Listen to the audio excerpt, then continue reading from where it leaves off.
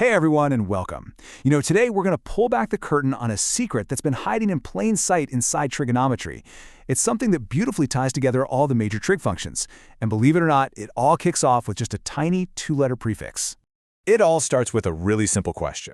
You've seen that prefix co everywhere, right? Cosine, cotangent, cosecant, but have you ever stopped to wonder what it actually means?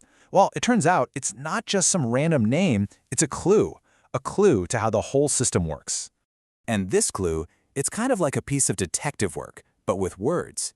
It unlocks one of the most fundamental ideas in all of trig. So, let's break it down.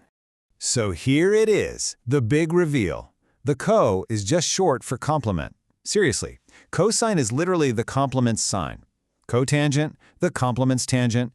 A cofunction is just the trig function of the complementary angle. It's really that straightforward.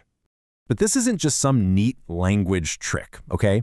This whole idea is rooted in the pure geometry of a right triangle. Let's actually see how this word clue builds into a really elegant visual proof. Okay, so first let's do a super quick refresher. What are complementary angles? They're just any two angles that add up to a perfect 90 degrees. You got to remember that, because it is the entire foundation for everything we're about to do. All right, so let's picture a standard right triangle in our minds. We're going to pick one of the acute angles, one of the two that isn't the big 90-degree corner, and we'll just call it theta. Now the logic here is so simple, but it's really powerful. We all know the three angles in any triangle add up to 180 degrees, right? Well, since one angle is already 90, the other two have to share the remaining 90 degrees. And what does that mean? It means they are always complementary. So if we call one angle theta, the other one is automatically 90 minus theta. Okay, you with me? Now, let's switch our focus to the sides of the triangle, all from the perspective of our angle theta. See that side that's directly across from it? The opposite side? Yeah, keep your eye on that one. Because, and this is the key insight, that exact same side that's opposite theta, well, it's also the side that's adjacent to its complementary angle, the 90 minus theta one.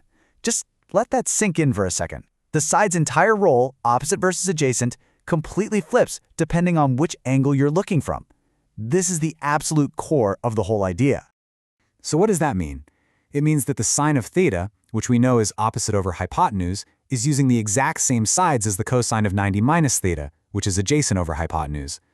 Since they're built from the same ratio of sides, they have to be equal. And there it is. The sine of an angle is always equal to the cosine of its complement. And here's the best part. This super elegant relationship, it doesn't just stop with sine and cosine. Oh no. This pattern holds true for all three pairs of trigonometric functions.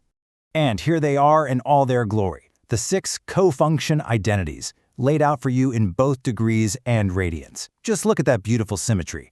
Sine pairs with cosine, tangent with cotangent, secant with cosecant. Every single function is equal to its co-partner, as long as you're looking at the complementary angle. This is an incredibly powerful tool for simplifying problems. Okay, so that's all the theory. But let's see how we can actually put these identities to work and solve some real problems.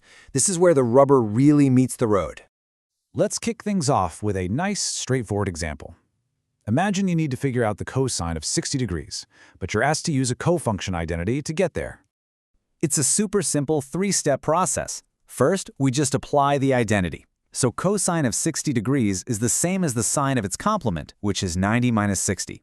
Step 2, we simplify. That gives us the sine of 30 degrees, and for step 3, we just evaluate it. We know from the unit circle that the sine of 30 is 1/2. Done. Easy as that. All right, let's ramp it up just a little bit. How about this one? We need to find the value of theta, and we're told that the sine of theta equals the cosine of 25 degrees. So the whole trick here is to get the same trig function on both sides of that equal sign. We can use our identity to rewrite cosine of 25. It's the same thing as the sine of its complement, right? So 90 minus 25 gives us 65. That means cosine of 25 is the same as sine of 65. Now our equation is super simple. Sine of theta equals sine of 65. Well, that means theta has to be 65 degrees.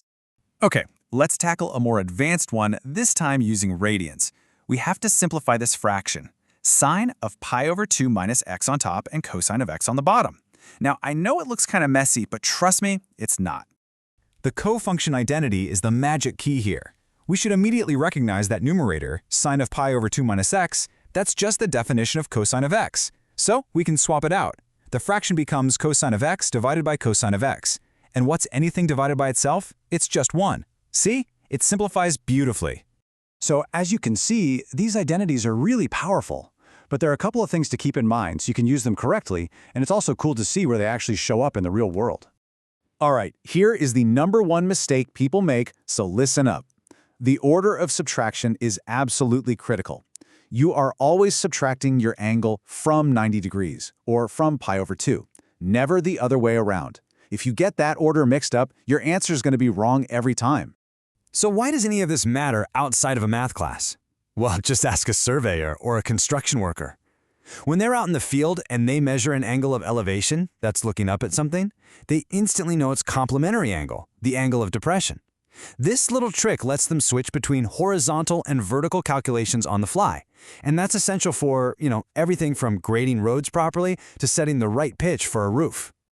So, think about where we started, with a simple little prefix, co, and it ended up unlocking this deep geometric truth that connects all 6 trig functions.